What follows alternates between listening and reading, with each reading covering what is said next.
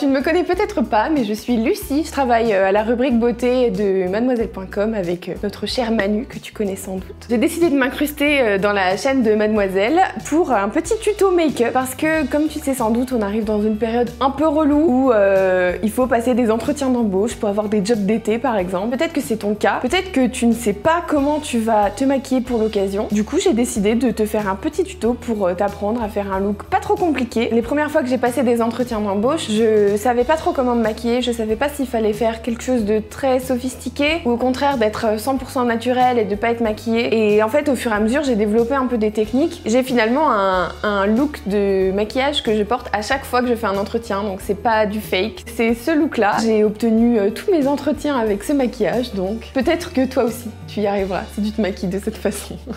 C'est un peu faux, mais quand même, essaye. Propulsé par mademoiselle.com.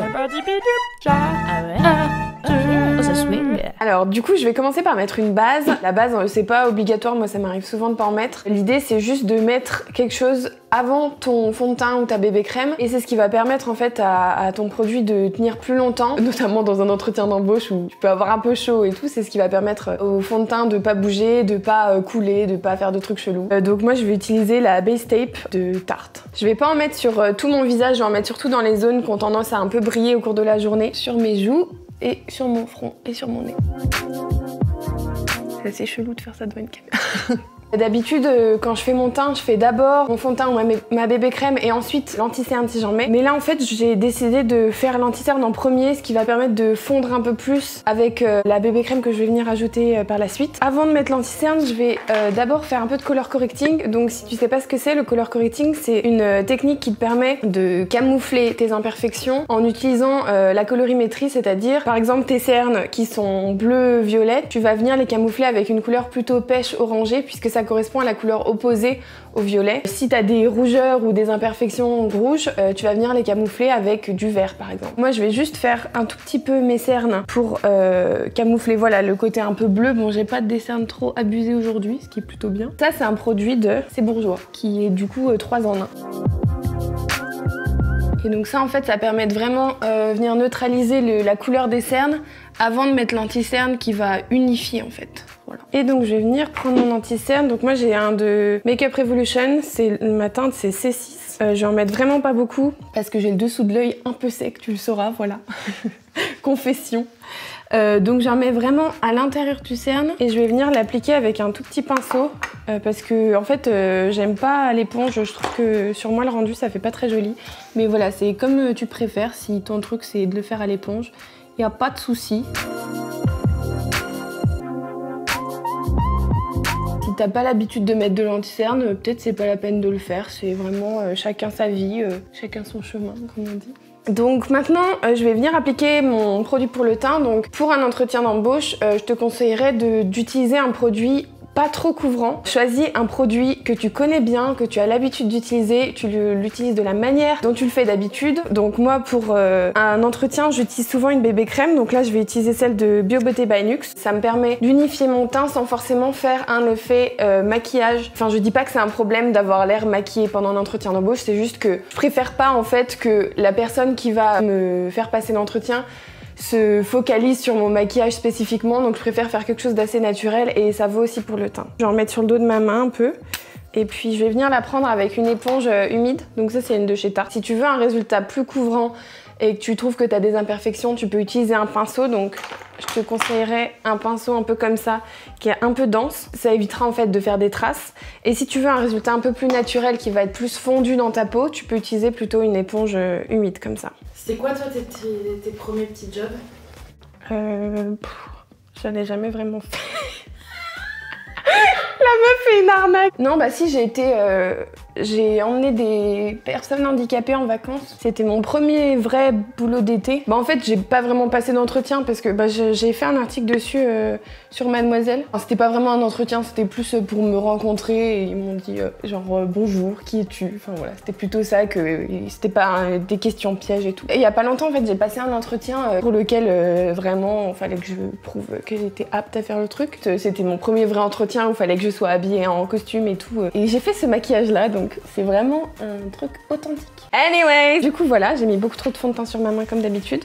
Ne faites pas ça, ne gâchez pas vos produits. Comme tu peux le voir, j'ai le teint plutôt unifié et pour autant on voit encore un peu mes imperfections, donc là j'ai 2-3 boutons et tout, mais en fait pour moi c'est pas grave, l'idée c'est juste voilà, avoir un peu bonne mine et avoir le teint plus net et clair, voilà. Je vais préparer mes yeux pendant que je maquille mes sourcils, donc je vais utiliser une base de fard à paupières, donc c'est celle de NYX, la HD Studio Photogénique, voilà. Il n'y a pas besoin d'en mettre beaucoup, souvent je mets ma base avant de faire mes sourcils, comme ça elle a le temps de sécher. Donc pour mes sourcils, j'aime pas moi me faire mes sourcils de manière très foncée et très dessinée. J'utilise souvent juste un gel teinté qui va permettre d'un peu discipliner les sourcils et de faire quelque chose de un peu plus structuré, mais en soi pas un truc de ouf, tu vois. Donc moi j'utilise le Rimmel, le Wonderful Brow. Hop, voilà.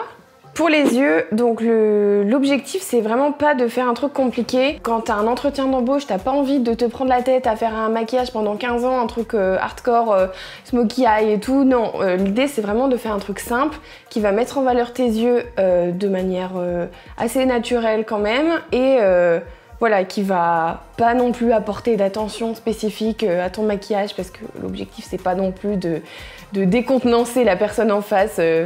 C'est quand même de se vendre un peu. Donc pour ça, je te propose un maquillage seulement mat, c'est-à-dire qu'on va pas utiliser de fard lumineux, on va utiliser que des fards mat. Et c'est un...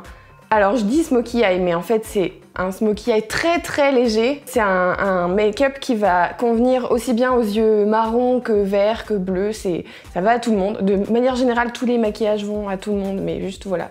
Au cas où tu te poses la question, ça t'ira, ne t'inquiète pas. Pour ça, j'ai besoin de 3 fards. Je vais utiliser 3 teintes de marron différentes. Donc je vais utiliser cette première teinte qui est un beige, qui est un tout petit peu plus foncé que ma couleur de peau. Donc je vais venir l'appliquer avec un pinceau fluffy comme on dit dans le milieu, qui va permettre en fait de diffuser la couleur. Donc ce premier fard, je vais le mettre dans mon creux de paupière. Si tu sais pas ce que c'est ton creux de paupière, t'as ta paupière mobile qui est la paupière qui bouge comme son nom l'indique, et entre ta paupière mobile et ta paupière immobile, c'est-à-dire environ là où il y a ton sourcil, un peu en dessous, t'as un creux et en fait c'est là que t'as une ombre naturelle et nous ce qu'on veut c'est accentuer un peu cette ombre là sans forcément en faire trop. Donc c'est pour ça que je conseille de prendre un fard un tout petit peu plus foncé que ta couleur de peau pour accentuer ça. Et donc pour appliquer le fard, moi je viens avec des petits allers-retours en faisant des petits cercles. Donc moi j'ai choisi cette couleur qui est un peu beige parce que je suis très blanche, au cas où tu n'aurais pas remarqué. Mais si t'as la peau plus foncée que moi, n'hésite pas à prendre un fard adapté à ta carnation. C'est pas un maquillage compliqué dans le sens où en fait tu peux l'adapter à ce que toi tu possèdes. Moi ma palette c'est une de Make Up Revolution qui est celle en collaboration avec une youtubeuse qui s'appelle Sophie et donc elle a fait une palette qui s'appelle Soph X et j'aime beaucoup, elle coûte genre 10 € donc ça vaut le coup et c'est de la bonne qualité. Tu vois, c'est pas flagrant comme ça, c'est ce qui va permettre de faire la transition justement entre la couleur qui sera plus foncée qu'on va mettre sur la paupière mobile et la couleur de ta peau naturelle qui est du coup au-dessus de ta couleur de transition. On va passer à notre deuxième couleur, donc là je te conseille de prendre un pinceau plat. Et donc là il faut une couleur, un marron un peu plus foncé. Moi j'ai choisi un marron comme ça, il est un peu rosé, c'est un marron un peu chaud. Donc là je vais la poser sur toute ma paupière mobile.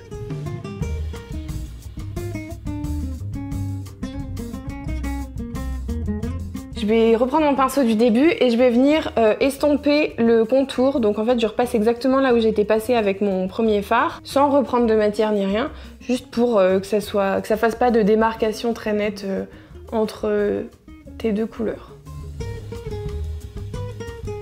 La dernière étape sur la paupière supérieure, ça va être de venir prendre un fard très foncé pour le placer en ras de cils. Comme en fait si c'était un eyeliner, sauf qu'on va le faire avec de la poudre, ce qui va faire un rendu beaucoup plus naturel, plus facile aussi. Enfin, c'est beaucoup moins prise de tête de faire un liner avec de la poudre qu'avec un vrai eyeliner liquide. Donc moi je vais utiliser cette teinte là, qui est un marron très foncé. Si tu as envie de prendre du noir, tu peux. Moi j'aime bien rester sur les marrons parce que je trouve que ça donne un côté plus naturel et plus doux en fait au regard. Pour ça j'ai pris un pinceau biseauté très fin, ce qui va te permettre en fait de faire un trait, enfin si tu as envie de faire un truc plus épais, tu prends un pinceau plus épais, voilà, que veux-tu que je te dise. Et je viens le placer par petites touches juste au-dessus de mes cils. En fait, si tu fais un trait comme ça, toute la matière, comme c'est de la poudre, toute la matière va rester vers l'intérieur de ton œil. Nous, ce qu'on veut, c'est que ça soit diffusé de manière uniforme sur tout le long de ton ras de cils. Donc ce que je fais, moi, c'est que je prends mon pinceau et je fais des petites touches comme ça, jusque de l'extérieur vers l'intérieur. Vers l'extérieur, moi, j'aime bien faire un peu comme un trait d'eyeliner, aller un peu plus vers l'extérieur. Utiliser un pinceau comme ça avec une poudre, c'est vraiment moins compliqué que d'utiliser un eyeliner parce qu'un eyeliner liquide, il faut que le trait soit net et qu'il n'y ait pas de bavure. Alors que là, en fait, comme c'est de la poudre, on s'en fiche un peu que ce soit pas net ou quoi. De toute façon, juste après, tu vas voir, on va venir estomper pour que ça soit encore plus fondu. C'est pour ça que je dis que c'est un peu un smoky parce que on fait un peu du plus foncé au plus clair en partant de ton ras de cils. Donc par la suite, je prends un pinceau. Donc si t'as pas beaucoup de pinceaux, tu peux reprendre un pinceau plat comme t'avais. Bah, c'est ce que je vais faire, comme ça je vais te montrer que c'est possible. On n'est pas une arnaque. Et du coup, je viens estomper comme ça, donc tu fais des petits allers-retours. Tu repasses en fait sur là où t'es passé avec ton marron très foncé. Moi, pour finir le maquillage, j'aime bien maquiller aussi le ras des cils inférieurs. C'est ce qui va en fait donner un côté plus fini au maquillage parce qu'en gros, ça sera homogène le dessus et le dessous de l'œil. Donc pour ça, je vais utiliser toujours le même pinceau en fait, comme ça. On s'embête pas avec des pinceaux compliqués. Donc je vais reprendre, en fait on va refaire un peu la même chose que ce qu'on a fait sur la paupière mobile. On va refaire la même chose sur le ras de cils inférieur. Donc en premier je vais prendre mon fard clair. Ensuite je vais venir prendre le marron un peu plus foncé qu'on avait mis sur toute la paupière mobile. Donc pareil j'en prends. Et donc là je vais le mettre plus sur l'extérieur que sur l'intérieur.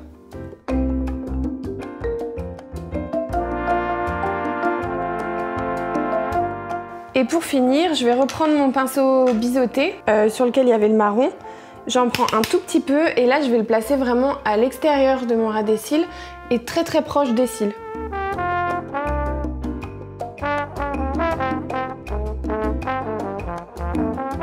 Ok, donc là le maquillage des yeux est presque fini. Là je te conseille juste de rajouter un mascara, donc tu prends ton mascara préféré, tu t'embêtes pas. Moi je prends le Happy Go Lash de The Body Shop. Alors, donc maintenant qu'on a fini les yeux, je vais finir mon teint. Donc moi j'aime bien mettre du blush parce que c'est ce qui va donner un peu de vie à ton visage. Bon là je dis pas que j'ai pas de vie dans le visage, c'est juste que je suis blanche comme un cul, comme toujours.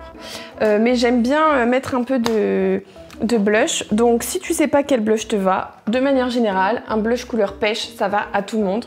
Donc une couleur pêche, c'est à peu près ça. C'est un rose entre le rose et l'orangé. Donc je le prends avec un pinceau un peu large.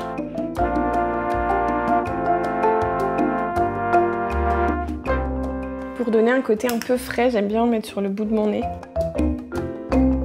Bon, je mets beaucoup de blush, j'adore le blush, voilà, tu le sauras. J'ai pas précisé, mais moi j'ai pas mis de poudre. Si t'as la peau un peu grasse, tu peux utiliser de la poudre, celle que tu as l'habitude de prendre. Tu peux en mettre sur les zones qui ont tendance à briller en fin de journée. Je vais mettre un peu d'highlighter parce que j'ai envie, mais peut-être t'as pas l'habitude d'en mettre, alors n'en mets pas, ne te sens pas obligé. Ah oui, les blush et l'highlighter que j'ai utilisé, c'est de Tarte. Et donc on va finir avec les lèvres. Moi j'aime bien utiliser un rouge à lèvres mat aussi et assez nude, c'est-à-dire qui s'éloigne pas trop de ma couleur de lèvres pour pas que ça fasse trop flash non plus, mais pour donner un peu de couleur quand même. Donc moi je vais utiliser un rouge à lèvres mat de NYX qui tient bien parce que moi je sais que je vais pas avoir des trucs qui vont partir comme ça sur mes joues de manière pas belle. C'est la teinte Cannes, donc c'est un rose un peu nude très joli que j'aime bien porter pour mes entretiens d'embauche.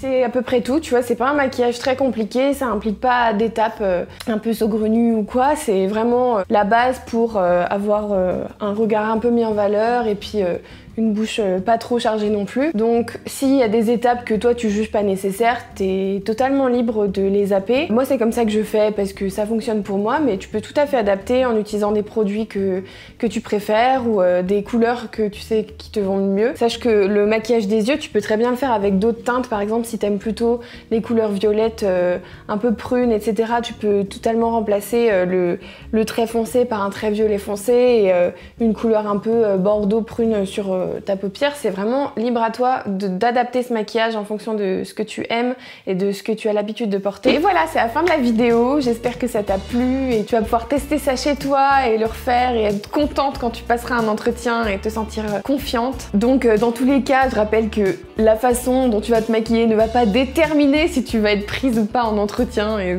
t'imagines s'ils arrivaient en mode excusez-moi, votre trait d'eyeliner est très mal fait. Et bah c'est non, dégagez maintenant.